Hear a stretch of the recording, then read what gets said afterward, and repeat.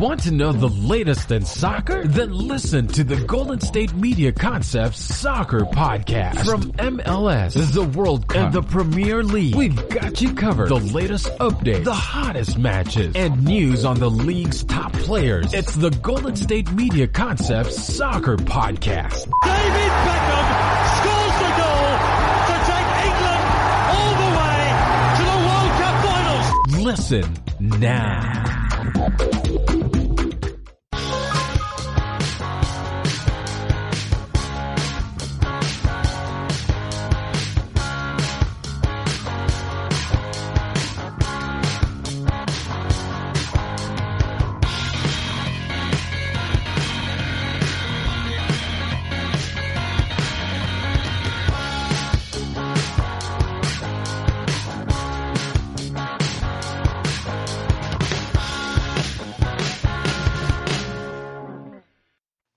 Thank you for tuning into the GSMC Soccer Podcast, brought to you by the GSMC Podcast Network.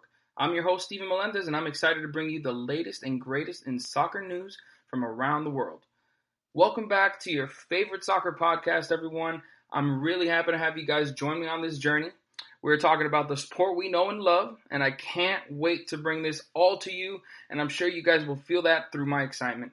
If you guys didn't know already, I'm from Miami, Florida, born and raised, so I'm pretty used to the hot weather, but there are just some days that it's just like unbearable, guys. I mean, you have no idea. But you guys aren't here for a weather report. Let's get right into what we're going to be discussing in today's show.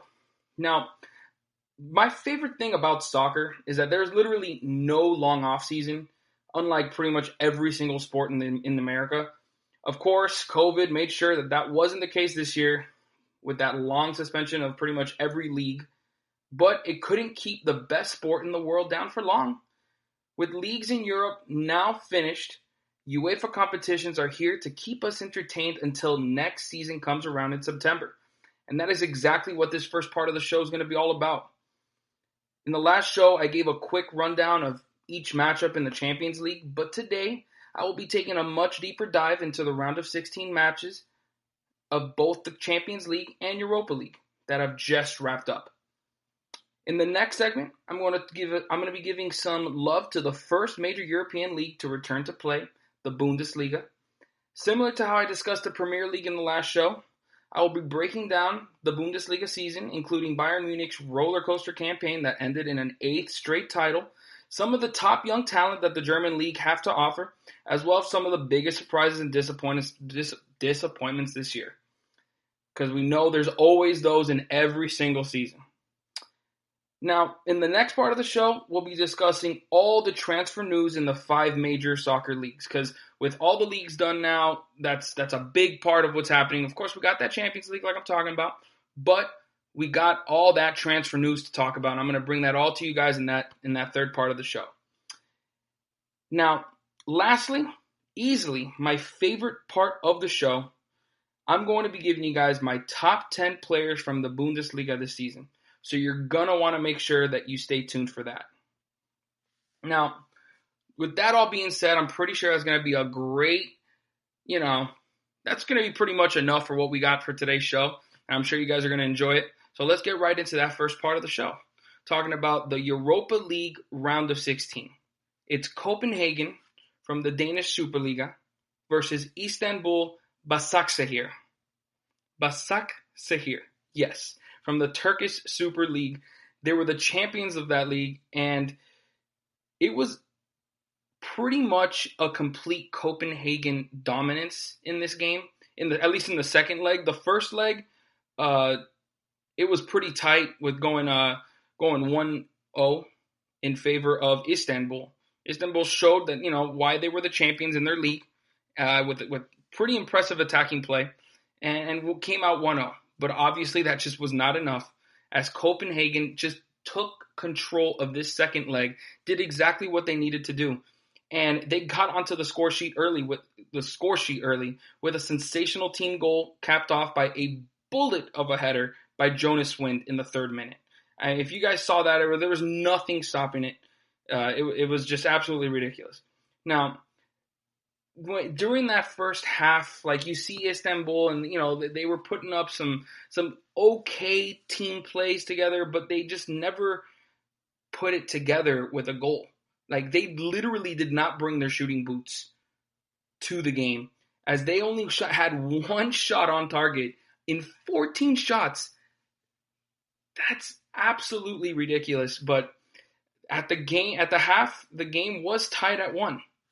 Now, a handball at the start of the second half by Başakşehir ended in a solid penalty kick from Jonas Wind in the 53rd minute. Now, that pretty much sucked the life out of Istanbul. You can kind of feel it from them. I mean, they still had a chance. I mean, it was still just 2. I mean, well, when I meant 1-1, hold on. I got to make sure I bring this back for a second. Before you guys think it was 1-1 in the game, it was 1-1 in terms of aggregate, and both teams were tied. But once Copenhagen got that second goal and made it 2-1 on aggregate, you can just feel it in that Başakşehir side that it just sucked the life out of them. Now, at this point, things were pretty much opening up for Copenhagen. Başakşehir were pressing up on them, trying to get something going because they knew they had to get a goal. And it ended up in some really solid team passing from Copenhagen, and it left Falk, arguably their best player this season, open for a run off the counter, and he finished a solid shot into the bottom right corner, yeah. And it was in the 61st minute. So, it was pretty much back-to-back goals, pretty much ended Istanbul's UEFA competition season. And just to add a little cherry on top, Istanbul got plenty of chances in the second half. They put pressure on Copenhagen, but they really never seriously threatened them. They just couldn't connect for a goal. Like I already told you about those shot on target to shot, ratios. It was terrible. But when you really think about it, all in all, Istanbul really had an amazing season. I mean, they're not one of the top, known teams in that Danish league. In the Turkish league, with teams like Galatasaray, but they came out on top and won the champions. They became champions in their league. So, it was an all-around, great season for them. Just unfortunately, it didn't result in any, European success. Now, for Copenhagen, they looked really strong in that second leg. Honestly, it was they looked much better than Istanbul. But now they have to go up against the tournament favorites in Manchester United. And man, that is really hard. That's going to be so tough. I don't feel like they have a chance. Of course, anything can happen. Especially with, the way things are going in terms of, the fact that it's now a knockout, format. So anything can happen. But, man, Manchester United just have looked so good in their domestic league and now in Europa League, which is what we're going to be talking about next with the matchup between Manchester United and LASK. I don't know if you go LASK, but whatever. We're going to say LASK here. All right? Just bear with me, guys. And they absolutely dominated this, tie, winning 7-1 on aggregate. And it was pretty obvious that the Bruno Fernandes influence was already in effect in the first leg, as they completely annihilated LASK 5-0. 5-0. I mean, when you think about that, it's like the game, it was already over. 5-0. There's absolutely no chance that you come back from that. Even if you're the more quality side, people are still going to be writing you off. And, when you look at the game after, when it goes 2-1, LASK literally had no chance. They never showed the ability to be able to match up with the quality of what Man U had in either leg. They did get an absolute bullet from Weisinger in the 55th minute. And not to mention, it was the first goal allowed by Manchester United in this Europa League competition. But other than that, there was pretty much nothing else they can do. I mean, Martial ended up getting, a late goal in the 88th minute just to put, a little bit of a punch in the mouth to LASK supporters. But all in all, absolutely destroyed LASK in this what am I trying to say, in this tie, and it just, there was no chance for them. But like I said in the last matchup, they go up against Copenhagen, who looked really good against Istanbul, but even with that, I mean, I expect Manchester United to win this entire tournament. With the way they've been playing with Bruno Fernandes, it's really hard to see any team in this tournament stopping them. Now, moving on to the next matchup, we're going to be talking about Inter Milan versus Hitafe. Now, Inter Milan finished second place in Serie A, an amazing finish for them, and Hitafe had a really tough domestic league finish at just 8th. Now, this matchup was one of the two that had their first leg canceled due to COVID, so it was essentially a one-leg knockout. And with something like that, anything can happen. Inter Milan could have easily been knocked off. However, they were not going to be denied. Even though Hitafe were in this tournament for a reason, and they showed that to start the game with some impressive attacking play during Handanovic, requiring Handanovic, the goalkeeper for Inter Milan, to make some impressive saves. Eventually, Inter started to show their class with impressive passing and a clinical finish from Lukaku. I mean, the way he was able to just hold off that Hitafe defender, and then it was just unbelievable the way he got the kick literally right between his legs, just past the goalkeeper, hit the post and in. I mean, that's why Lukaku is one of the best strikers in the world, and that's exactly why they ended up getting past in this leg. I mean, they did end up winning 2-0, and a big reason why they got that second goal was because of their super sub, Christian Eriksen. I mean, I'm actually even wondering why he's even coming off the bench. I mean, maybe he just joined. I know he joined earlier in the season, and he was a really big piece to that Tottenham team. I don't know what's going on with my voice here, but as soon as he entered the game, it didn't even take him a minute, but he got an unbelievable goal, a great goal that he actually set up himself. He got the passes going, and then once the pretty much the rebound came off his own teammate, he was right there to slot it right into the goal.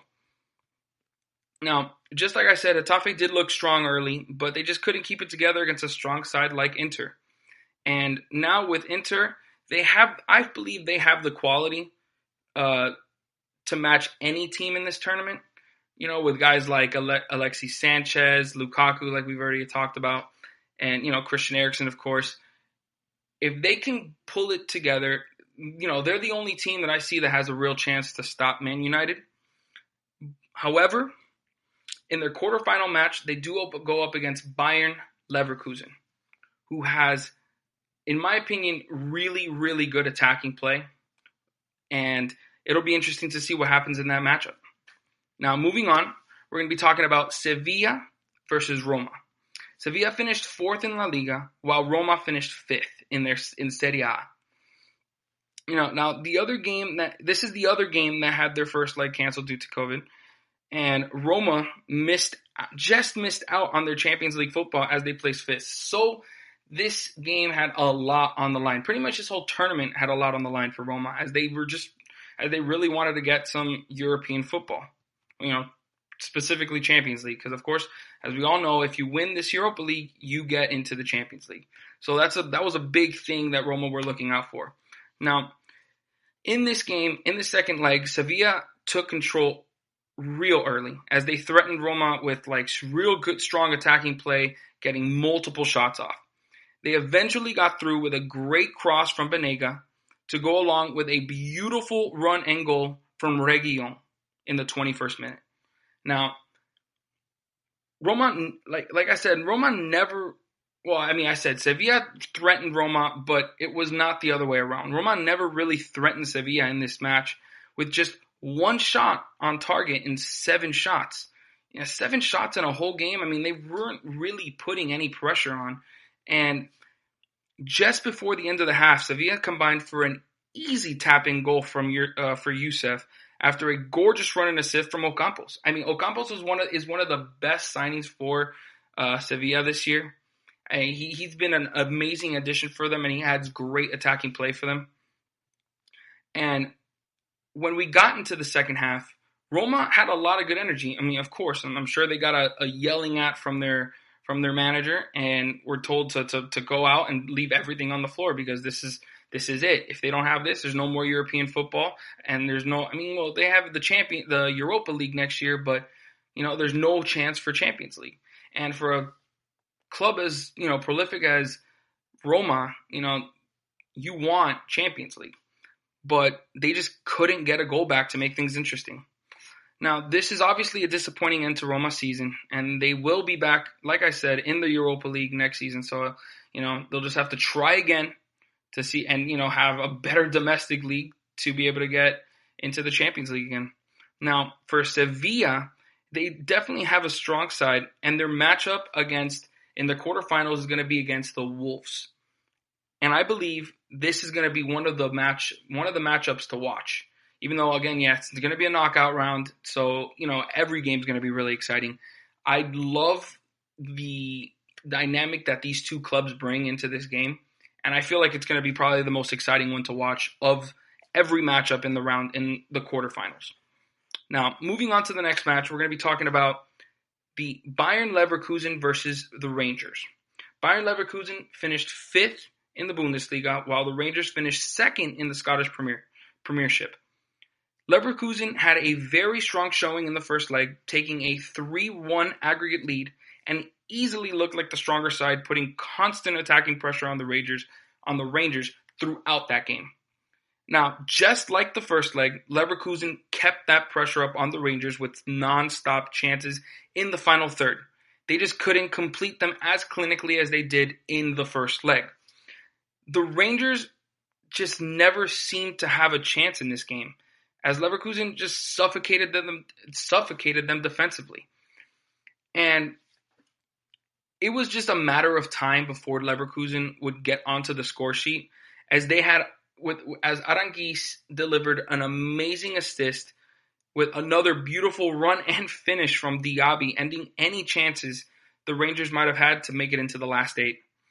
Now, the Rangers were severely overmatched in this tie against Leverkusen, but overall, it was a solid season for the Scottish side. I mean, to finish 2nd in the league, make it to the knockout stages, 4 in the Europa League, overall, really good season. You got to give them, their props. Now, for Leverkusen, they have a lot of quality throughout their entire squad, especially in attack, like I've already said. But they have a tough test against Inter Milan, who have an even stronger side and probably even better attacking options. So, you know what? I might have to scratch what I said about the Wolves and Sevilla matchup, because this Inter Milan versus Leverkusen one is going to be one to watch. And now, next and last matchup in the round of 16 for the Europa League, we're going to be talking about the Wolves versus Olympiacos. Wolves finished 7th in the Premier League, while Olympiacos won their Greece Super League. And this was easily the most, the tightest game out of any of in the round of 16. The first leg, like I said, was very tight and it ended in a tie at 1-1. It was very impressive to see Olympiacos take the lead for a short time, despite being down to 10 men for most of the game. But then a solid set-piece goal from Pedro Neto tied it up at 1. Pretty much shutting that down. Now, in the second leg, Wolves made sure to keep up that pressure early, which caused a terrible foul from the Olympiacos goalkeeper in the box. Like, the touch that he had after he received the pass was atrocious. I don't know what he was thinking. And then, to try to challenge the attacker of Wolves, it was just, and it ended up causing a penalty. And Ruben Neves finished it clinically like he has in his entire career with the Wolves in the 8th minute. It looked like Olympiacos had an equalizer, but it was called offside by VAR. That new rule that we all, just love. But Olympiacos did keep things interesting in the second half with solid attacking football. But the goalkeeping, this is why you get an experienced goalkeeper. Rui Patricio ensured that the Wolves would make it into the next round with just absolute gem of saves, just left and right. But overall, Olympiacos it has strong domestic season with a disappointing finish. They could have easily made it through, but overall, they still get some European football next season. So overall, it's not a total loss, but of course, they would have liked to see at least get into the round of 8 and see what they can do against Sevilla, which is the matchup for the Wolves in the next round. Now, the Wolves have a lot of quality players throughout their squad, like Traore, Neves, and Patricio, like I've already talked, but they do face a very strong side, an informed side in Sevilla. So, keep watch of that one. Like I already said, that's probably my second favorite matchup because I already said that Inter Milan versus Bayern Leverkusen is going to be ridiculous. But, definitely keep an eye out for that. And now we're going to be getting into the Champions League round of 16 matchups that have recently wrapped up. Starting with Man City versus Real Madrid. Now, Manchester City finished second in the Premier League while Real Madrid won La Liga this year, ending that 2-year drought. Now, the first leg was extremely competitive with Real Madrid getting the first score of the tie and Man City answering with a solid team goal to tie things up and lead on aggregate, of course, with the away goals. But then a penalty by De Bruyne in the 80th minute, gave City a strong 2-1 lead heading into that second leg. Pretty much, in my opinion, ensuring that they would be going through because they have so much quality up and down that squad that I just didn't see Real Madrid, even with them winning their league, matching up against them. And it actually showed because in that second leg, Real Madrid were atrocious. I do not know what they were thinking by playing the way that they did. Because what do I say? If you play conservative in a competition like this, you're going to get, you're going to lose. It's not going to work out. And that's exactly what happened to Real Madrid. Because they just looked so passive to start the match and were determined to play from the back. And what happened? It destroyed their chances with Varane losing the ball to Gabriel Jesus with just a terrible decision to keep the ball and not just clear it out. And what happened? It gave Raheem Sterling an easy tap-in to make it a 3-1 on aggregate in the 9th minute. That's all it took.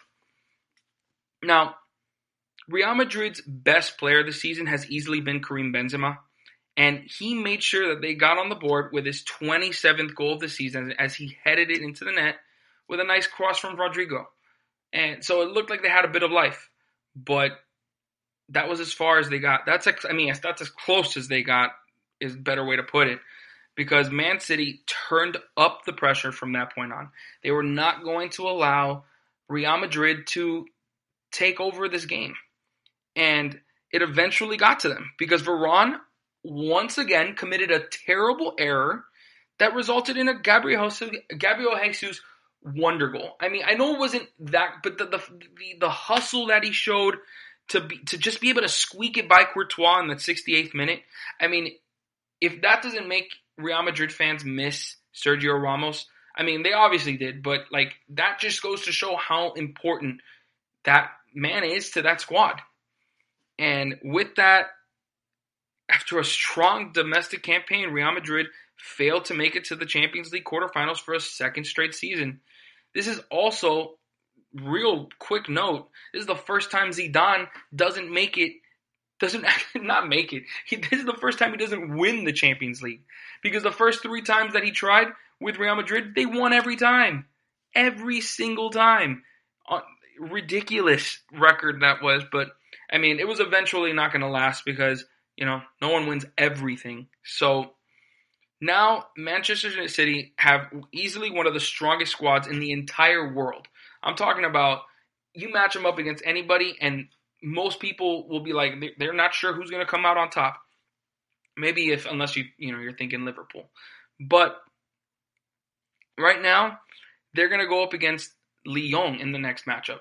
And I guarantee you, the players and fans alike are looking at that and, breathing a sigh of relief because they were going to have to go, first they had to take on Man City, Real Madrid, and then to have to go up against the Italian giants in Juventus, however you want to say it. That was going to be tough. But now they go up against Lyon, who are a much weaker side. However, that's dangerous, especially in this knockout format. Like I say again, anything can happen. And with Lyon, they really have nothing to lose. And those are the most dangerous teams to go up against. Now, moving on, we're going to go talk about Juventus versus Lyon. That was the next matchup.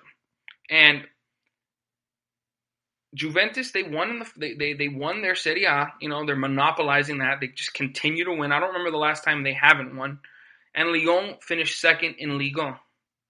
Now, the first match was a back and forth with Lyon actually matching the Italian giants step for step.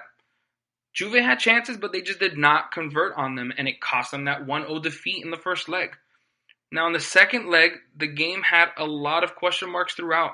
You knew Juve were going to come out firing as they needed to make up those two goals to go ahead in the quarterfinals. But then, to start the game, they already there was a questionable penalty call in just the 10th minute, and it led to Lyon star Memphis Depay delivering such a cool and composed penalty kick to go up 2-0 on aggregate. That pretty much ended it right there. I mean, at this point, the pressure was obviously on for the Italian champions. You know, for them to fail again in the Champions League with Ronaldo. I mean, come on, it just didn't seem like it was possible. But that's exactly what happened. I mean, Ronaldo did his best. He scored a penalty kick in the what was it? I believe it was the 43rd minute, and then he also got an amazing goal from outside the box in the 60th minute to make it 2-2. But I mean, he couldn't do everything. I mean, he even almost got a hat trick. But man, that goalkeeper for Lyon, Lopez, made an absolutely beautiful diving save off a free kick from Ronaldo. I mean, that ball was going in, no doubt about it. And Lopez saved Lyon's chances and helped them get into the next round. Now, like I've already said, another amazing domestic league win, league title for Juve, but that means nothing when they continue to fail in the Champions League. Even with Ronaldo, they have yet to have success in the Champions League. You know, so it's no surprise that they decided to sack manager, Mauricio Sarri, whose style of play, in my opinion, never really fit Juve. Now, recently there was some crazy news that now Andrea Pirlo has been hired as a manager. I mean, he has no real experience. This kind of feels like a gamble in my opinion, but I mean, who knows? We'll just have to see. Now, for Lyon, overall, they played brilliantly against Juve. I mean, over both legs, and they have nothing to lose, like I said. So it's going to be really interesting to see if they can upset Man City. Now, next, we're going to be talking about Bayern Munich versus Chelsea. Bayern Munich first in the Bundesliga. Chelsea finished fourth in the Premier League. Had a really solid season. And in the first leg, they were completely destroyed and dominated by Bayern, as they carved out 3 goals against the poor Chelsea defense. Chelsea were just completely outclassed by Bayern, who pretty much secured that quarterfinal spot in the first leg. Now, in the second leg, like I said, it was pretty much never in question. Nobody doubted what Bayern was going to do, especially when you consider Chelsea missing guys like Pulisic, Azpilicueta, Pedro, Willian, Jorginho, Marcos Alonso. I mean, the last one was, skeptical. But overall, those are key players that this team just did not have. And when you consider, even with those guys, it would be difficult. They just had no chance. And just to add a little cherry on top, Bayern Munich won 2-0 in this game. No, 4. What am I talking about? 2-0. They won 4-1. They won 4-1 and absolutely destroyed this team. I don't know where I was getting that from. And now they're going to go up against Barca in the next round. And that's going to be a really exciting matchup. I mean, we've already gotten some great Champions League games between Barca and Bayern. And this is just going to be another one of those. So let's go on to the next matchup and last matchup, talking about Barcelona versus Napoli. Now, Barcelona, what do I mean Barcelona? Let's just say how it is. Messi. I mean, my God. What this guy can do with a soccer ball. It's just absolutely unbelievable, the composure that he has under these tight circumstances. I mean, do I even need to say it? Like the goal that only Messi can do. Dribbling between defenders, falling to the ground, still finding a way to get up, and just as he's falling on the ground once again, just gets enough on the ball to get it past the goalkeeper. I mean, it was a ridiculous solo goal by him. I mean, it just goes to show why he's considered the best player in the world. And, you know, it honestly should have been 3-0 in under 30 minutes. But Messi was called for a handball. I mean, I understand. It did look like he hit it a bit with his left hand to make it go the way that it went, to finish it. But he didn't stop there. I mean, right after that, Messi did something that I've literally never seen any player do. Putting his foot in front of Koulibaly, as, you know, he's behind him, and obviously he's quicker, but Koulibaly's not really thinking about Messi. He's thinking about just clearing the ball out. What does Messi do? He puts his foot right in front of Koulibaly for him to kick his leg, and that ended up in a penalty. I was actually astounded at that, because I've never seen that before. That takes such intelligence, such IQ, and it just goes to show that Messi is a lot more than just flash, man. And that guy is a all-around, complete soccer player. And now, it looked like, I mean, with it being 3-0, I mean, it was really nice to see him allowing Suarez to take that goal, even though it should have probably been his, but that's also how great of a teammate Messi is. But just before the half, Napoli did have a little bit of life, as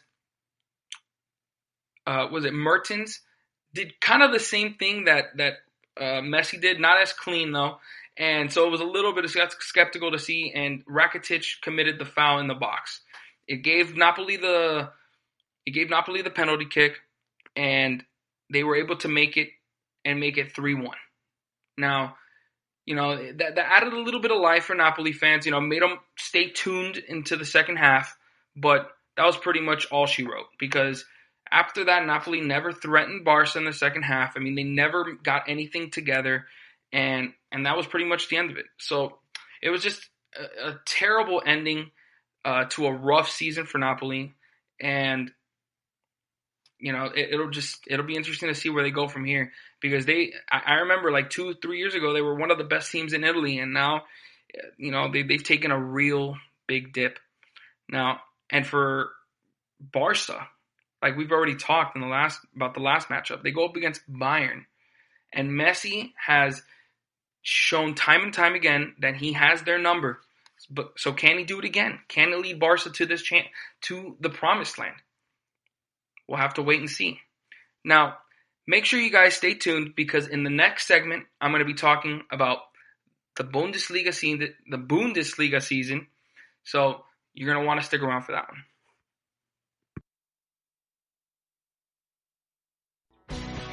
Are you looking to get your college football fix? Looking to get the latest news on your favorite school's team? The GSMC College Football Podcast is your ticket to all things college football. Join us as we talk college football, from the national championship, the college rivalries, the bowl game, to the Heisman Trophy. To which conference is the best? We've got you covered for the Big Ten, SEC, Big 12, the Pac-12, ACC, and everything in between. Download the GSMC College Football Podcast on iTunes, Stitcher, SoundCloud, Google Play, or anywhere you find podcasts. Just type GSMC in the search bar.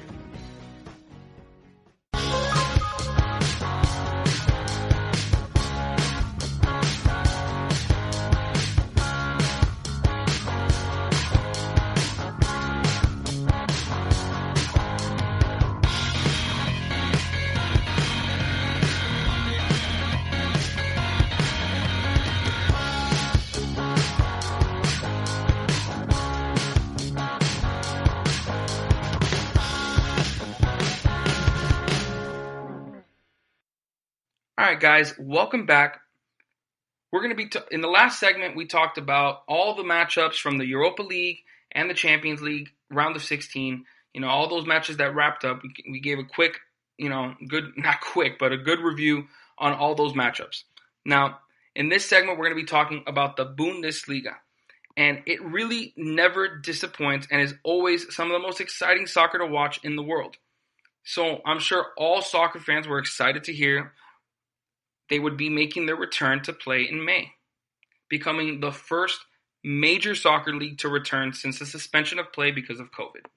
Now, there's literally no better way to start a Bundesliga season review than talking about the team that has literally monopolized the Bundesliga in Bayern Munich. They won their 8th straight Bundesliga title this season as they finished 13 points clear of second place Borussia Dortmund. And that it didn't look like it was going to end that way, because the way Bayern Munich were playing to start the season, they looked really bad. It looked really bleak for the German Giants. They suffered back-to-back defeats in early November and late November, early December, and they were in seventh place, just 7 points shy from the top spot. Now, for Bayern Munich, that's absolutely terrible. So it's no surprise that they fired Niko Kovac shortly after that and hired Hansi Flick. And that absolutely changed their season, because their next 11 games after that, they went 10 wins, 1 draw. They didn't lose a match. They dropped only 2 points out of those 11 games. And that was just before play was suspended. And that helped them get back to that number 1 spot. Now, a lot of people were hoping, obviously the teams below them were hoping that the suspension was going to, break that, good form that Bayern Munich was in. But that was absolutely the opposite, as they ran away with the league in the final 9 games since the restart. Because before the restart, Bayern were just 4 points ahead of Dortmund, and it looked like there was going to be a tight finish to this year's title. Absolutely not the case, and a big reason for that was because of these key players: Robert Lewandowski, Thomas Müller, Serge Gnabry. I mean, you can also add Alfonso Davies, Manuel Neuer. I mean, the list goes on and on. These guys, this team was absolutely stacked. Now, and none were better than Lewandowski, who had 51 goals in all competitions, to go along with 4 assists, just to add that in there. He was easily their best player, and this was his best ever year of his career. And it's kind of hard to believe, because he's been one of the best strikers in the world for as long as I can remember. And I mean, he started the year on a torrid pace. He had 16 goals in his first 11 matches. He scored in each of them. That's a Bundesliga record. So, and then with Thomas Müller, I mean, he had 8 goals, 21 assists, which was another record. 21 assists in a season broke Kevin De Bruyne's season record for assists.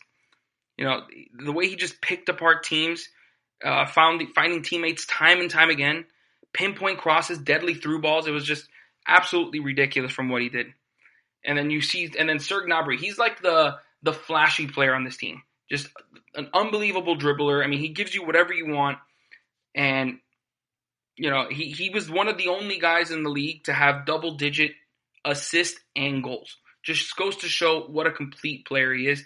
And just get ready, because you're going to be hearing a lot about these guys pretty much at the end of this show. Just I'm sure you can imagine.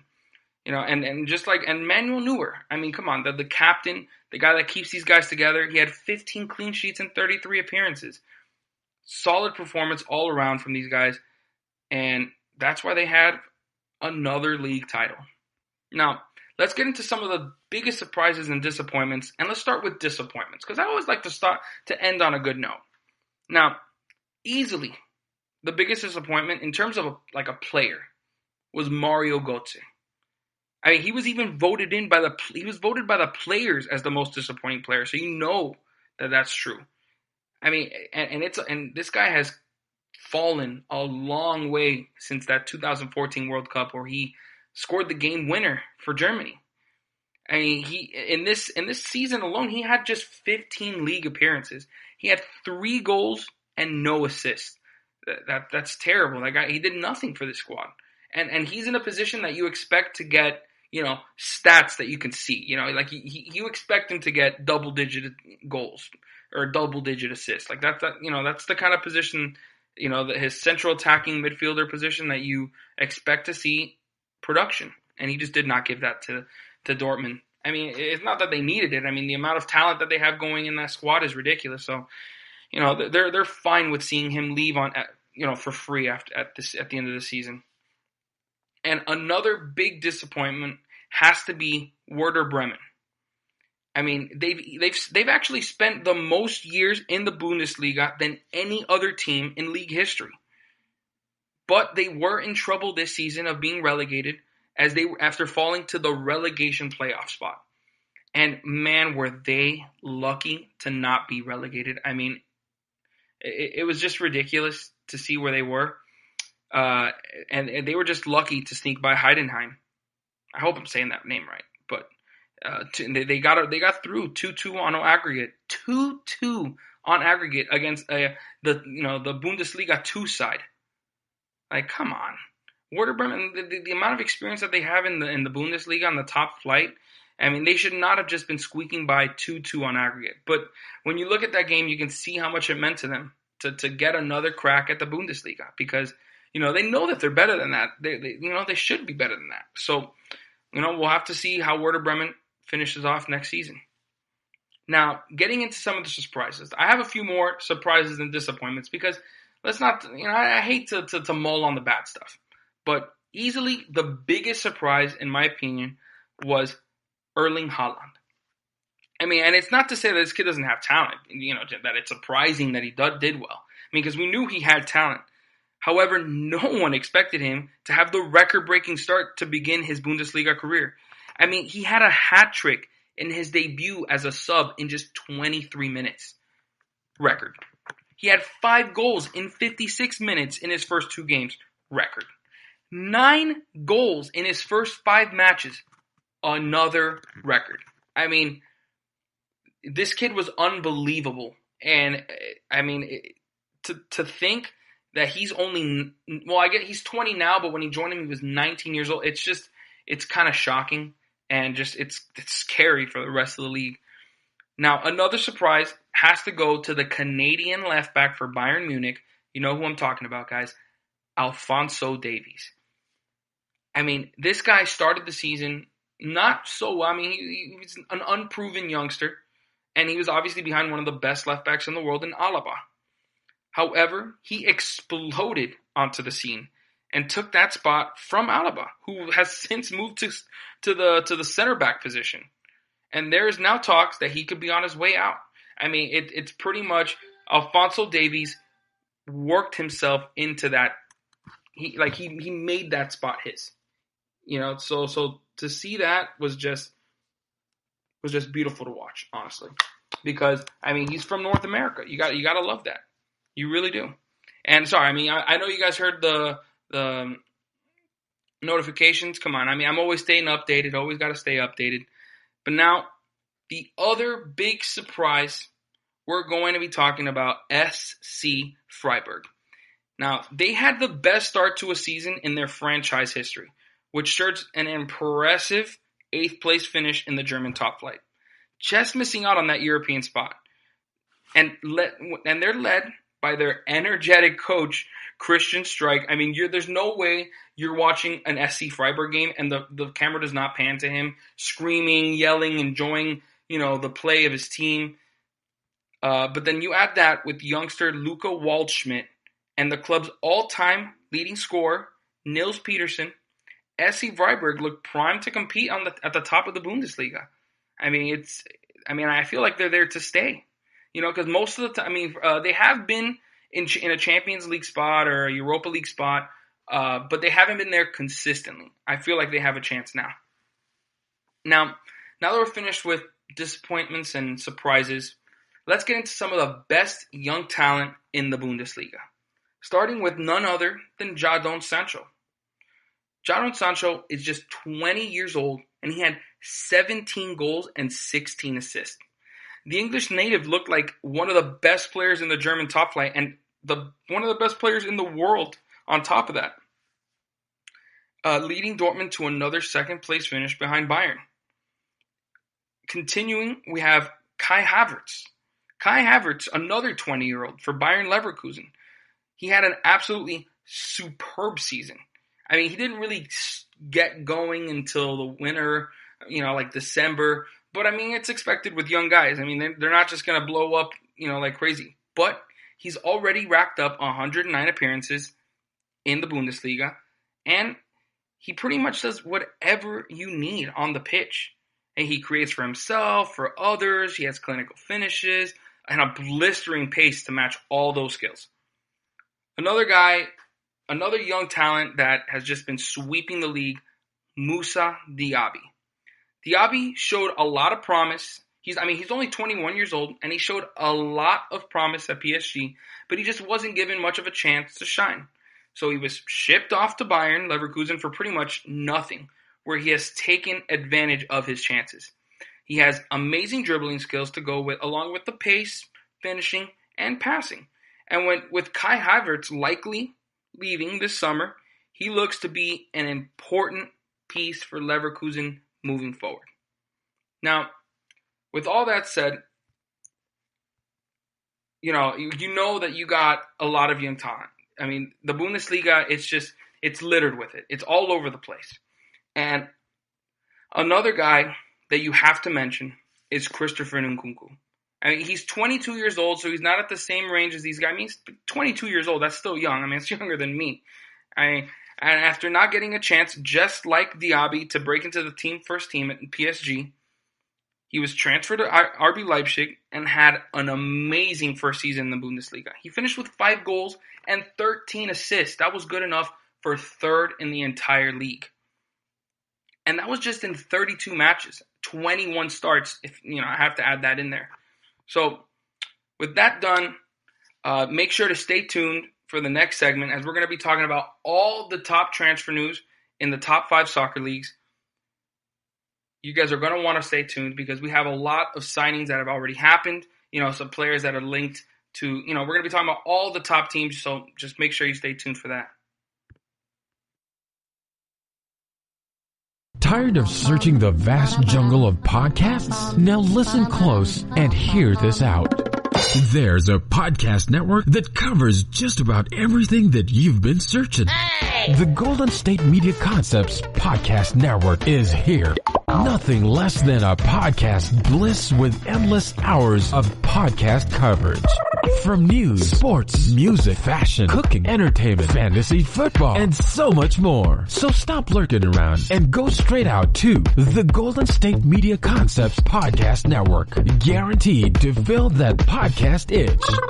Whatever it may be. Visit us at www.gsmcpodcast.com. Follow us on Facebook and Twitter, and download us on iTunes, SoundCloud, and Google Play.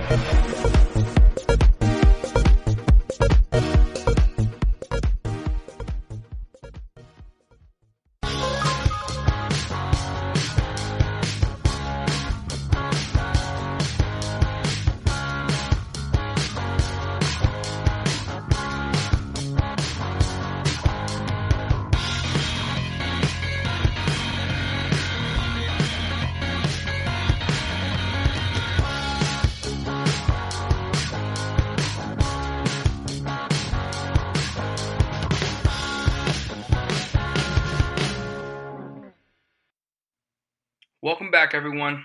In the last segment, we talked about the entire Bundesliga season, just a quick recap of everything that went on in the season.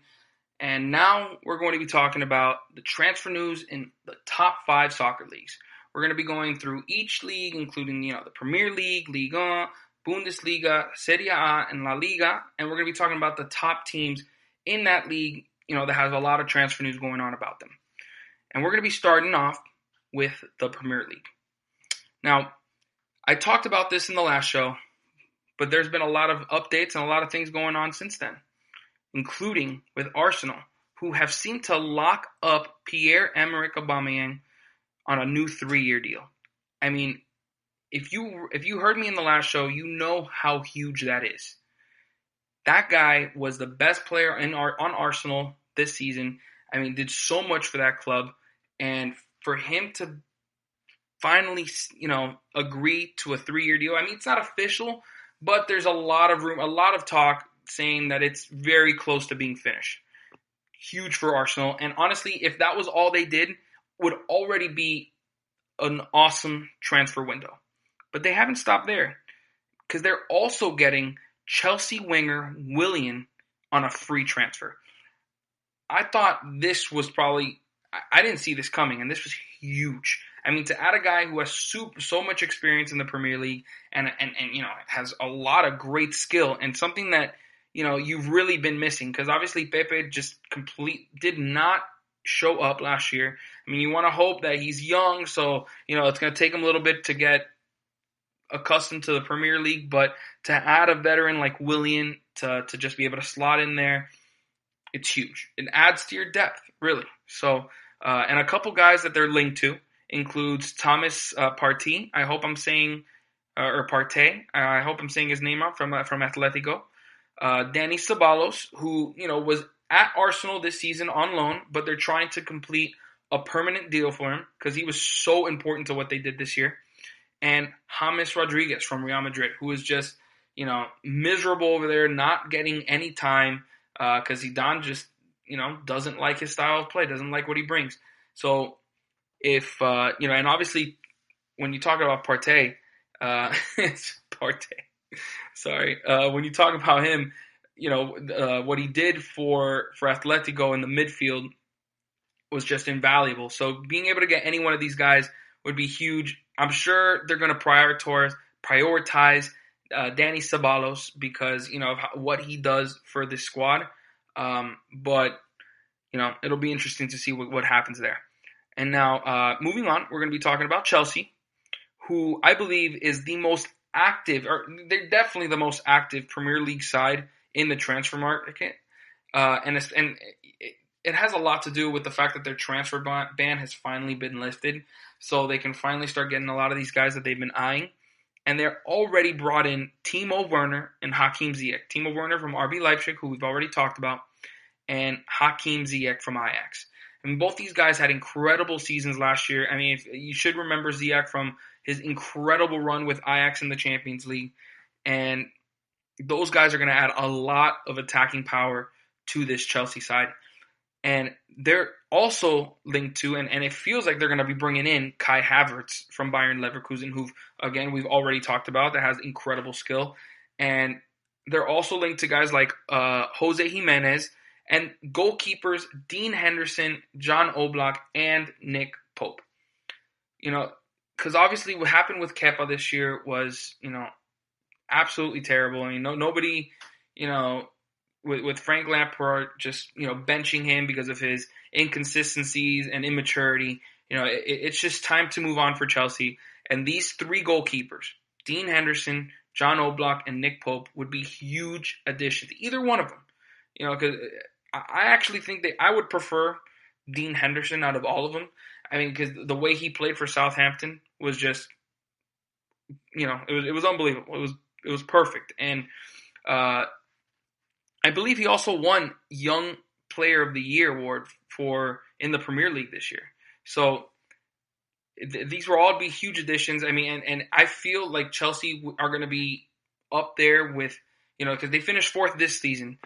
Unprecedented. No one expected them to finish fourth with all the youth that they had, and when you add Pulisic, and nobody expected to be where they are. So you add these top level talent players onto that side. I mean, look out for Chelsea next season, absolutely. So moving on, we're going to be talking about Leicester City.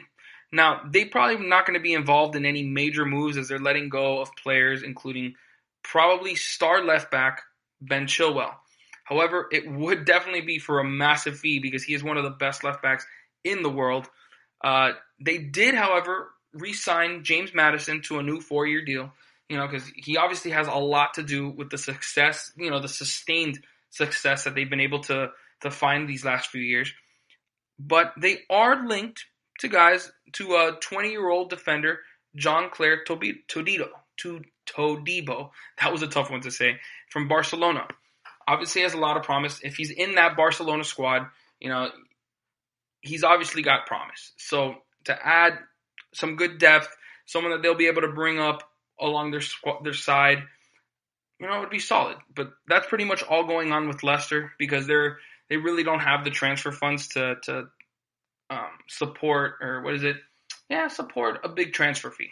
So next, with Liverpool, much like Leicester, the Premier League champs won't be on the forefront of any top transfer deals, but definitely for a much different reason.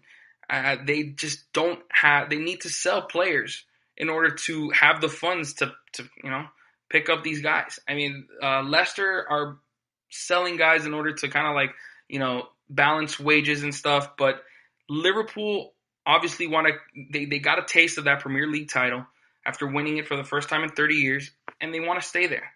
So they're linked to Tiago Alcantara from Bayern Munich, as well as Jamal Lewis, the left back from Norwich, who would add some good depth to their squad. I mean, both of these guys would add good depth, but Tiago specifically would be an amazing addition to that midfield.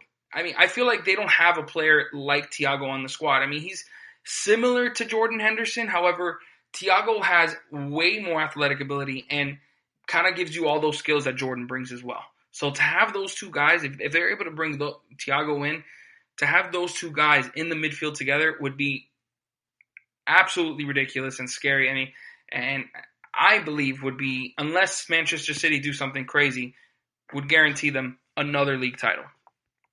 Now, moving on, we're going to talk about Manchester United, who, with Champions League soccer guaranteed next season, they've been linked to plenty of top names, and obviously none bigger than Jadon Sancho. I mean, they've been linked to him for as long as I can remember. And on top of that, Paul Pogba wants to sign a new deal. I mean, there was so much, talk going into, whether he was going to stay, whether he wanted to go to Real Madrid. But it looks, since Bruno Fernandes came in, turned things around, and they have, a lot of great youth in Greenwood, Martial, Rashford.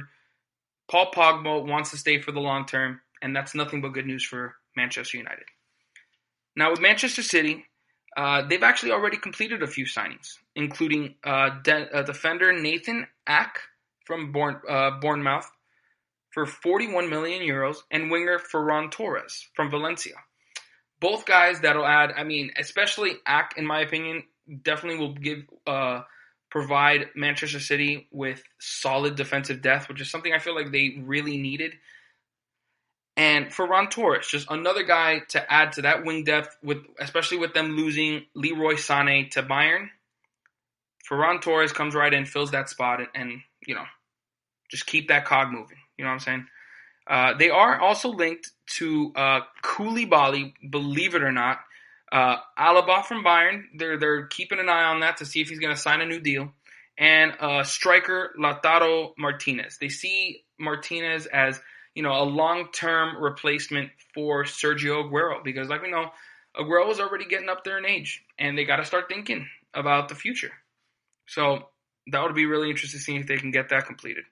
And now with Tottenham, they've been relatively quiet since the season ended.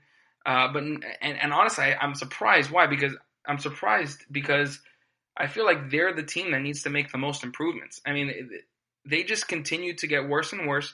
But they are linked to Lille right back Zeki Selic. I mean, I'm going to be honest. I don't know much about him. But they are willing to sell either Serge Aurier and Juan Foyth for him. So they obviously feel like he'd bring a lot to the side, and he'd probably be that first choice right back for them. So now we're done with the Premier League. We're going to be moving on to the Bundesliga. And with the Bundesliga, we're going to be talking about Bayern Munich, first of all. I mean, come on. Who else but Bayern Munich? And almost all the Bayern fans are focusing more on who might leave over who they're going to be bringing in. Because, like I've already said, David Alaba and Tiago Alcantara are both rumored to be on the way out. And those would be two huge misses for them. Like, they add perfect depth. I mean, the fact that Alaba was able to go from left back to center back with Alfonso Davies, taking that spot, just shows his versatility. And, I've already talked about Tiago. So, those are two guys that they definitely do not want to be missing out on. However, they have already brought in big names like Leroy Sané and goalkeeper Alexander Nubel from Schalke, who looks like pretty much like the next coming of Manuel Neuer. So it'll be interesting to see if he can, get a few first choice selections. I mean, I doubt it. Neuer is one of the best, if not one of the best goalkeepers in the world. I'm not going to go that far. But yeah, it'll be interesting to see if they can get it going. But Bayern are also linked to USA defender Sergio Dest from Ajax. Would be a great addition to the team, especially if Alaba leaves. And they're also looking to bring back Ivan. I mean, they still have him, of course, until their Champions League campaign is over. But Ivan Perisic from Inter, they really want to hope to keep him for an extra loan season. So that'll be another huge addition because Perisic adds a lot of midfield depth for him. So yeah. Borussia Dortmund next. The spotlight for I keep messing up my words, but the spotlight for Dortmund is the potential and likely departure of their star Jadon Sancho. I've already talked about it enough that he's probably going to go to Manchester United. It's been talked about enough, but they'll be looking for a hefty transfer fee to facilitate further deals. I mean, they've already brought in some really talented players in right back Thomas Meunier. 17-year-old center midfielder Jude Bellingham from Birmingham City, who actually got his jersey retired at just 17 years old. I mean, absolutely ridiculous. But, I mean, it goes to show the kind of impact he had on that club. And also, they're bringing back Emery Khan. They made that loan move made permanent. Great decision for them because he has a lot of Bundesliga experience. I mean, he's been around the different top 5 leagues in the world, and it is a great veteran presence to have on a team with so much youth. Now, with RB Leipzig, of course, the unfortunate departure of Timo Werner leaves a gaping hole in that Leipzig attack. They did sign center forward Hee-Chan Huang, I hope I said that name right, from RB Salzburg, and are receiving Jean-Kevin Augustin back from loan to help in that department. They're also linked to defensive midfielder Florian Grealish and center back Ben Godfrey from Norwich, who didn't make the Premier League. So obviously he's looking for, a way to play some, meaningful soccer. So it'll definitely be, interesting to see if RB Leipzig can turn it around and get this Timo Werner, mess up into the departure of Timo Werner into another solid season in the German top flight. And now, for the last in the Bundesliga, we're going to be talking about Borussia Mönchengladbach. Not much because they haven't really made much noise in the transfer market following the top 4 finish in the Bundesliga. But they signed the American youngster right back Joe Scally from New York City FC and acquired midfielder Hans Wolf on loan from RB Leipzig. While they're also linked to defender Andrea Christensen, so from Chelsea. So there's a couple names being floated around there, but I don't know if it's going to be enough for them to stay consistent. I mean, they do have some really good talent that's staying on the squad, so they probably weren't thinking about making too many adjustments. Now we're going to be moving on to Italy, Serie A with Juventus. Of course, we're going to start with Juventus. I mean, who better team to start with? And there has been a lot of chatter with Ronaldo thinking of leaving, especially earlier this year. However, thankfully for Juve fans, his mind has since been changed, and he's determined to bring Champions League glory to the Allianz. Now, with Higuain likely to leave the club, they've been linked to different players like striker Rafael Leao, I hope I'm saying that name right, to AC Milan, as well as midfielders Jorginho and Rodrigo de Paul. Now, of course, with Sarri gone and Pirlo now the new manager, a lot of this can change. So, we're not exactly sure what's going to happen there. But some of the completed deals for Juve, they've already sold Pjanic to Barca, and they brought in Arthur from Barca. So it's pretty much like a swap deal, but each signed for, their respective clubs, and It was pretty much like a switch. I mean, I feel like Arthur definitely brings a lot more to the squad than Pjanic did, even though when he first came in, it was very hyped that he was a great set-piece taker. But yeah.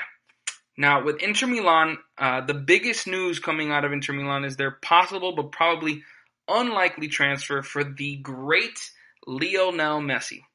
Yes, I know I've said this kind of sounds ridiculous, but I mean he has been put in those rumor mills for a little while, and he really Inter Milan are the only major team that has been linked. I mean, aside from obviously Barca, because I mean if it's either Barca or Inter, in my opinion, and if they are able to get that guy, which is obviously highly unlikely, that would change the course of that franchise, 100%. It would absolutely change the course of that club.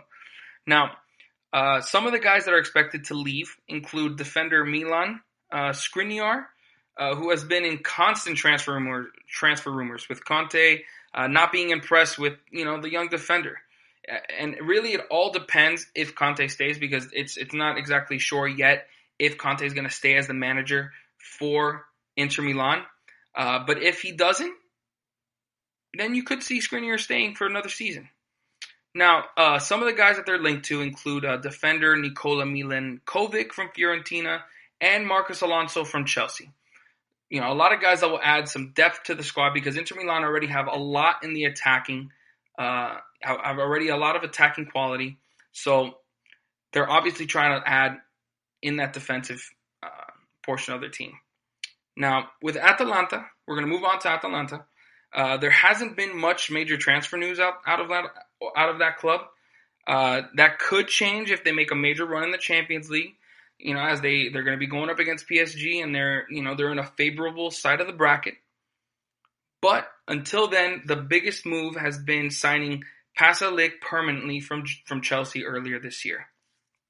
Now, moving on, we're going to talk about Lazio. It seems they have completed the signing of Man City legend David Silva. Huge addition for them, and it's going to really solidify that midfield for Lazio. And they really need it, because they're possibly losing Milinkovic-Savic in the window. One of the most sought after transfer targets in soccer. And I mean, he had that one good season. He hasn't been as good as that year. I believe it was 2 years ago, but he's still a really solid contributor to this squad and would be really missed. I mean, not as much now with David Silva going in, but still a really big talent. And now lastly, we're going to be talking about Roma. And they're currently trying to bid for Chris Smalling, who had a really successful loan there at Roma from Manchester United. But they're also linked to Tottenham's defender, John Vertonghen, in order to boost their defense, just in case things don't go through for Smalling. They've mainly been looking to sell some of their players in order to facilitate some bigger transfers. So you'll have to probably wait on that end to see if there's anything going on with Roma. Now we're going to be moving on to the La Liga. Let's start with Atletico Madrid.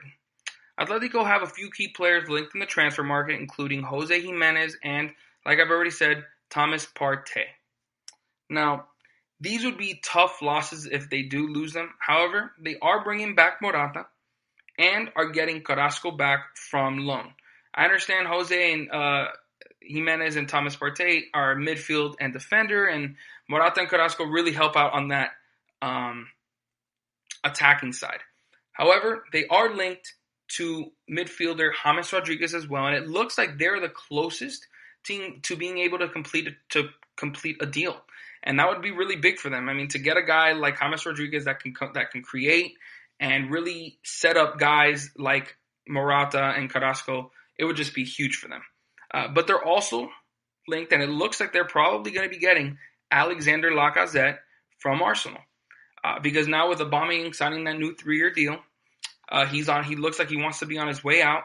And joining Atletico, he's going to be the second striker on that team, because Morata had a really solid season. So I'm not sure if they're going to do some 2-striker sets. Maybe they do.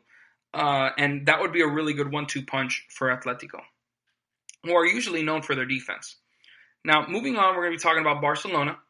who after a difficult all-around La Liga campaign that saw them fall short of rivals Real Madrid, Barcelona have been active in the transfer market.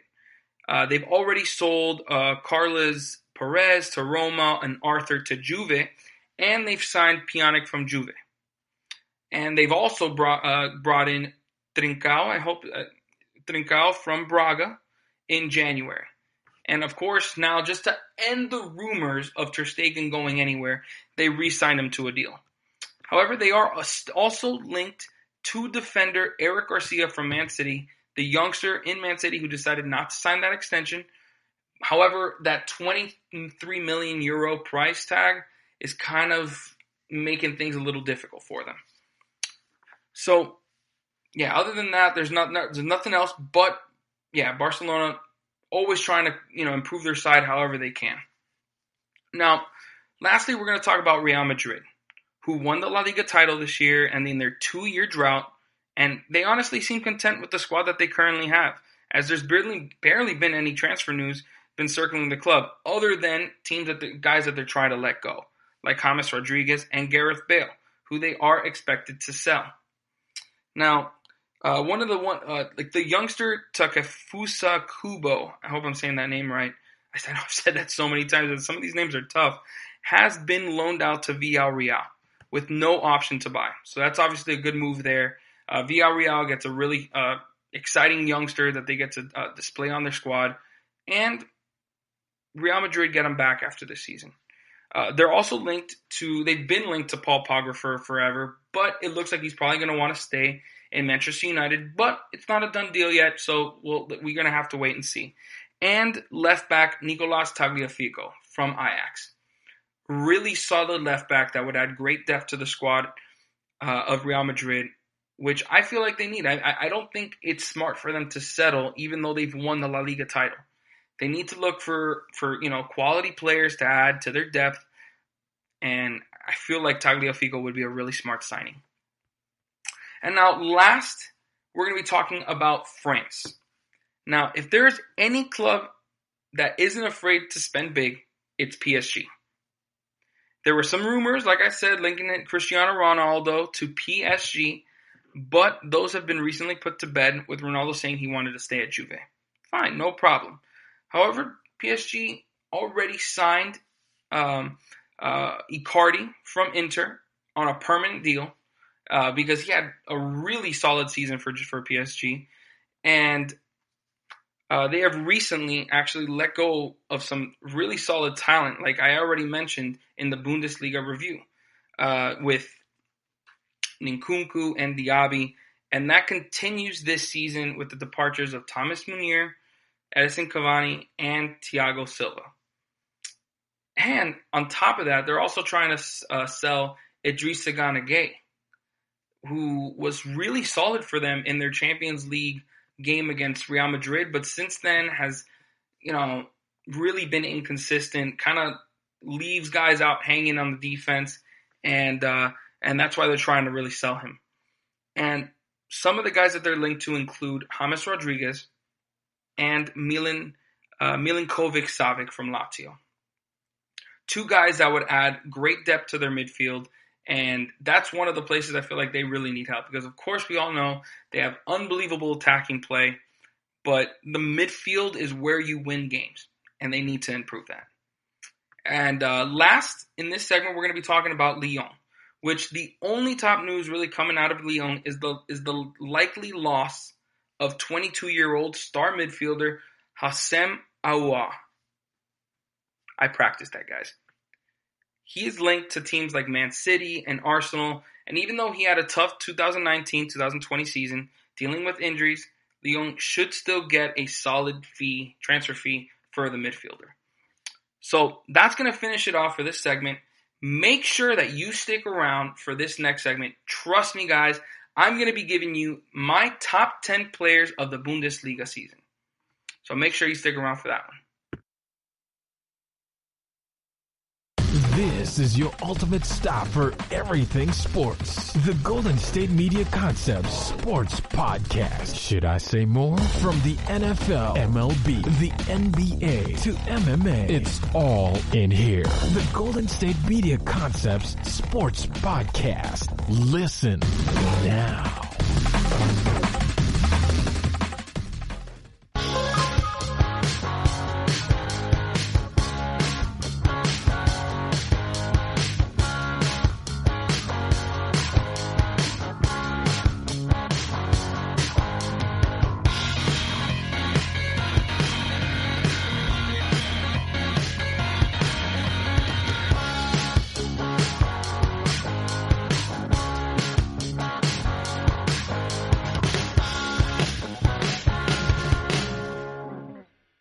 Hey guys, welcome back.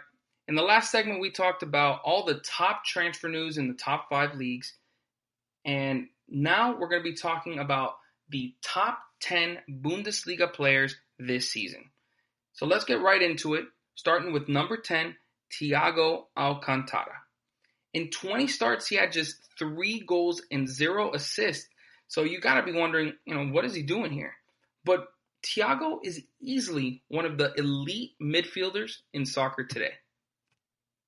However, just like Jordan Henderson of Liverpool, his contributions to Bayern can't be counted on the score sheet. The composure he has in tight situations and the ability to make pinpoint crosses to change the angle of attack is such a calming influence for this Bayern squad. He is literally one of the best passers in the game today, as he averaged 75 passes per game while completing over 90% of them. Just think about that real quick. 75 passes per game and completes over 90% of them. I mean, you give him the ball, he's rarely turning it over for you. And then on top of that, he is an excellent defender, and it helps clean up messes for his defenses with just about 2 interceptions and 2 tackles per game. Now, it's still surprising that he tallied just 3 assists and didn't register a goal this year, even with it being shortened by injuries. But that does not deny the fact that Tiago is one of the best midfielders in the entire world and the 10th best player in the Bundesliga this season. Now, moving on to number 9, we're going to be talking about Alassane Pléa. In 25 starts this year, he had 10 goals and 10 assists. He is one of just 3 players in the Bundesliga this season to have double-digit assists and double-digit assists and goals. So you know that this guy is a complete all-around player, and he did it all for Borussia Mönchengladbach and helped them reach a guaranteed Champions League spot after missing it out last season. Overall, I think he's a really strong player and is incredibly difficult to get off the ball. On top of that, he's extremely nimble and an excellent dribbler of the ball, making defenders miss consistently. He can knock in wonder goals from outside the box, and he's also adept at finding teammates with long crosses. So after back-to-back solid seasons, he is now one of the most sought-after strikers on the market, with teams like Manchester United rumored to be interested in the 27-year-old. Now, when you're getting, a lot of interest from top Premier League sides, it's really hard to stick where you are. But I really do hope that Pléa decides to stay with Mönchengladbach for another season, goes into the Champions League next year, and shows what he's got, because then he's going to get even more interest. But like I said, it's very hard when you're with, not as big a club like Mönchengladbach, when you're getting a lot of interest from Manchester United. It's hard not to say no, but he should. Now, going to number 8, we're going to be talking about the youngster Christopher Nunkunku, who absolutely dominated this year for RB Leipzig and was their second best player behind Timo Werner. And after just 1 season in the German top flight, Ninkunku has turned into a star. He finished 3rd with 13 assists despite starting just 21 games. That's just unbelievable. And it's a scary combination when you consider the fact that his biggest strengths are his dribbling skills and ability to slice through the defense. I understand having Timo Werner as a target certainly made things easier for Nunkunku, but he averaged 2.3 key passes per game. So it's not like he, was giving not really good passes and Werner was, converting them and and getting assists for him. And he was getting his teammates involved and getting them solid opportunities to score goals. So now and how can I forget? You add that with the fact that he averages also 1.7 dribbles per game. That means he can also create for himself. So with Werner now off to London, you definitely got to expect Ninkunku to get even more opportunities this season and be among the best scorers in the Bundesliga next season. You can quote me on that. Now, coming in at number 7, we're going to be talking about Joshua Kimmich, the right back turned center defensive midfielder who has been a linchpin for Bayern Munich since his arrival. Now, he definitely had to adjust to that new role of defensive midfield with Ben Pavard joining the squad, and honestly, he's thrived in it. It should be no surprise because he did start his career in the midfield. However, it's still impressive. I mean, you can't just say, oh, because he started the career in the midfield, it's like, he should be doing well. No. When you're playing right back for a team like Bayern and then you get moved up to the midfield, there's supposed to be an adjustment period. And for Kimmich, there just hasn't been one. He is easily one of the first names in the lineup, started 32 out of the 34 games, and he's one of the best long-range passers in the world. I'd probably put him just behind Trent Alexander-Arnold. He nearly has 6 long passes per game and well over 2 key passes per game as well. And when you combine that with just under 2 successful crosses and it's just like this guy can give you the ball in any way possible. And then just a little cherry on top, he added 4 goals, all from outside the box. So he's got that wow factor that, fans enjoy, of course. Now, coming in at number 6, we're going to be talking about the Canadian left back that I've already spoken about, Alfonso Davies. Easily the biggest surprise, and the fact that he comes in at number 6, I'm sure should also be surprising. That's why he's the biggest surprise. Now, he's the winner of the Bundesliga Young Player of the Year award.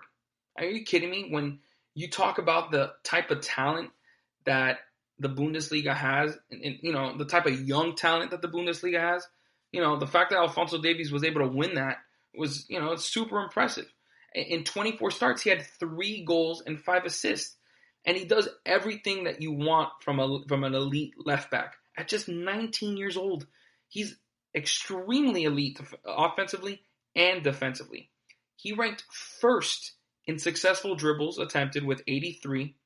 He had an 87% pass success rate and little over 1 key pass per game to go with those 5 assists. And on top of that, he's 3rd in the league in successful duels won. He averaged 2.4 tackles, 1.1 interceptions, and 1.2 clearances. And those are elite numbers. And you're getting that from a 19-year-old. 19! Yeah. Start getting scared, guys. I mean, this guy is coming, and there's nothing you can do to stop him. Now, coming in at number 5, let me get a little water, because, you already hear it.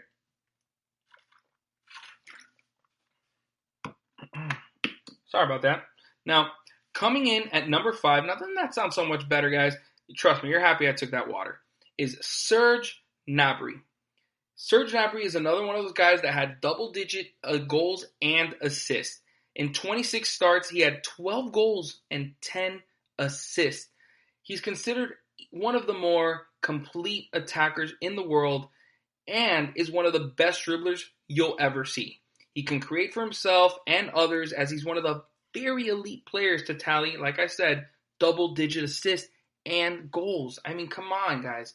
Like, when you're doing that, not many guys in all of soccer are doing that. So, to have a guy like that on a team like Bayern Munich, I mean, come on, you know you're one of the best in the world. Like, when it looks like he has, there's been so many games that I saw from him this season that, it looks like he has nowhere to go, and he just makes something happen out of nothing. I mean, and he also has the composure to finish clinically in tight spots. I mean, when you add all those things together, it's, you have one of the best players. And when guys like, what was it? What were their names? Oh, man, how am I forgetting now? Robin. My God, how am I so bad? When they lost those two excellent wingers from Bayern Munich for so long, are you kidding me? Nabri came in and changed the narrative. It looked like they were going to have a long, not rebuild, but, it was going to be a tough process to be able to find someone to replace those amazing players. And he didn't. He came right in and slotted for him. His flashy play on the wings was easily one of the most exciting things to watch throughout Bayern's title-winning season, by far. Now, and that's of course exactly why he comes in at number 5. Now, number 4, we're getting into the elite of the elite this season. This is a whole other tier, guys. A whole other tier. I'm saying it now, so get ready. Number 4, we got Timo Werner. Now, in 33 starts, this man put up 28 goals and 8 assists. Now, if there were any questions about Werner's place among the best strikers in the world, he made sure to answer them this season. And at just 24 years old, he has all the chances to get even better. I mean, while goal scoring is definitely his best skill, it is certainly far from his only one. He has ridiculous pace, amazing dribbling, and passing skills to match. And when you look at those averages of 1.6 key passes and 1.7 dribbles per match, that's exactly right. It's exactly, he has all the skills you want from a striker. He has everything. He was literally everything and more for RB Leipzig this season. And when you look at that 47.7 million euro transfer that he had to Chelsea, it feels like an absolute steal. I really don't know how Chelsea were able to pull that off. I mean, good for them, and I'm super excited to see what Werner's going to do for Chelsea next season. So that's exactly why this guy comes in at number 4. Number 3, you guys might think this is a little disrespectful, but I'm going to go with Thomas Müller. Thomas Müller comes in at number 3. In 26 starts, he had 8 goals and a league record 21 assists. Now, it was really hard to place these next two, like I said, with, Thomas Müller just coming in at number 3, because they both had unbelievable seasons. Müller is one of but Müller is one of the best there is at finding the open space in the defense, and usually he does that for goals. But this season, he used that skill to break that Bundesliga assist record. He broke the Kevin De Bruyne's old record of 20 set in the 2014-15 season, and the Bayern legend was just as selfless as ever, picking out teammates week in and week out with ridiculous crosses and through balls that just sliced those defense open. It was a sight to see, and for good measure, he added 8 goals to a staggering 118 Bundesliga goals. The Bayern legend continues, and being able to change your game to fit the team and stay relevant in the epitome, and stay relevant is the epitome of greatness. So, coming in at number 3, we have Thomas Müller. Now, number 2, I'm sure you guys should know who this is, because if you don't know who number 1 is, I mean, shame on you. But number 2, we got Jadon Sancho.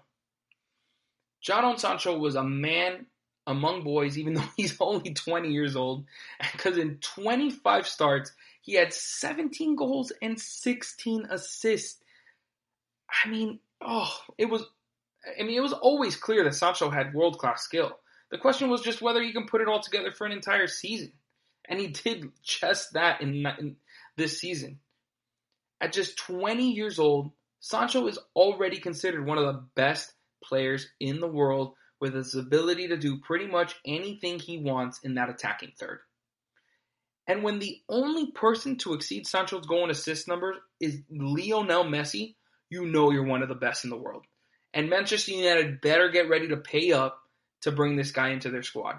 Now, just to go over a couple of statistics, I mean, he ranked third with 17 goals and did so efficiently, as he's not even in the top 10 in shots attempted.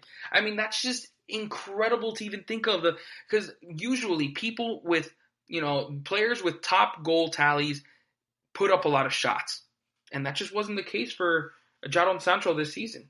And when you add the fact that he was the second best assist man this year with 16, just behind Thomas Müller, I mean, this kid's something special, man. I mean, he completed 83.5% of his 50.4 passes per game. He can get it to you on the cross or slice the defense open with a devastating through ball. I mean, he's going to be a household name for years to come, no doubt about it. And now, last but certainly not least, guys, we got Robert Lewandowski. In 31 starts, this man put up 34 goals and 4 assists. Now, like I said, if you expected anyone else at number one, you were not watching the same league. This man was head and shoulders above everybody else this year. He easily the best player on Bayern Munich. I mean, it wasn't even close. And Lewandowski has been a world-class striker for some time now. And somehow he was able to top himself this season. This was his best year yet. He won his 5th Bundesliga going award, and he just missed out on the European Golden Boot to Lazio's Immobile. But Lewandowski is still easily the best striker in the world. I mean, he doesn't get that title just because he scores goals. I mean, it's definitely a big part, but he also averages 1.2 key passes and 1.9 dribbles per game. And the thing, he's actually become a master of inside the box, because 33 of those 34 goals were inside the penalty box. Unbelievable. Just make sure you don't let him get it in there, because he's going to be converting it. That's just how it is. He's definitely, I think he'll most likely go down as one of the best strikers, not just right now, but of all time. No doubt about it. So that's going to wrap it up for today's show. I hope you guys enjoyed what I have brought you guys today. I feel really happy with, everything that I've been saying. And, I'm just super excited to bring you guys more soccer on these future podcasts. And, yeah, that's going to end it up. So thank you for listening to the GSMC Soccer Podcast, brought to you by the GSMC Podcast Network. I would like to ask you that you please remember to subscribe to the show and write a nice review. That really helps us. Also, if you can please follow us on Facebook, Twitter, and Instagram, that'd be greatly appreciated. Thank you, and have a good night. You've been listening to the Golden State Media Concepts Soccer Podcast, part of the Golden State Media Concepts Podcast Network. You can find this show and others like it at www.gsmcpodcast.com. Download our podcast on iTunes, Stitcher, SoundCloud, and Google Play. Just type in GSMC to find all the shows from the Golden State Media Concepts Podcast Network, from movies to music, from sports to entertainment, and even weird news. You can also follow us on Twitter and on Facebook. Thank you, and we hope you have enjoyed today's program.